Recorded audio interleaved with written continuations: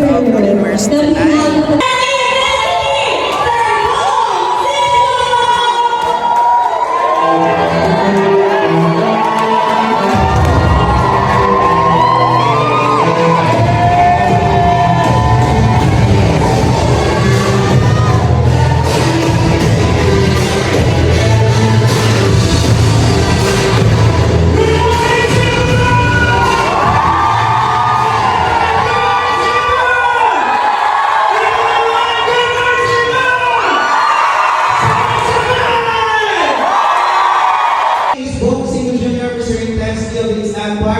Proud and loud, mga Bisaya.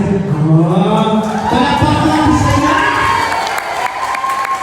Isa yung mga Bisaya, galing naman ako. I am so proud na taga-Hinatila and Southern figure earner. And dahil sa negosyo kong saan ka right now, kumita ka ng 14 million pesos! This is my first time na nangarap lang din ako sa ganitong opportunity. Grabe ba? Nakita niya? Video blur, Charlie. Ano yung camera natin dyan? Yung mga iPhone, ano?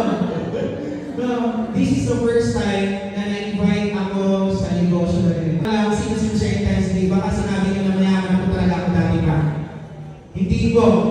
Sino mga taga-bukid na driving my own sports? And of course, hindi na ako pati yung crown na sa akin, my partner siya, Mr. Arlene! Grabe! Kaya kung may partner, nung nagpalabas ko ng sasakyan, dinala ko sila sa isang hotel. Ito sobrang, ano sa akin, ano nakikita niyo? Sobrang saya naman. Imagine na lang yung time na ikaw naman yung next na magpapa-experience sa ingon sila, ingon, tagal ko nagkagwarta, pero wala man tayo ingon na balay. Ang balay na mo, insert tense, muna ni. No, after 3 years, doing the business all out, dito sa negosyo from this. Alam niya ba, kawayan, yung mga bumbong pa ng mga kawayan, gana kayo mo, direksyon na ganito mo. Yung naman, ay, sorry. Yung direksyon na bakit? Kasi, lungan na.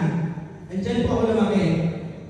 And right now, I am so proud na ipakita sa inyo right now, nakatapos sa ating groundbreaking!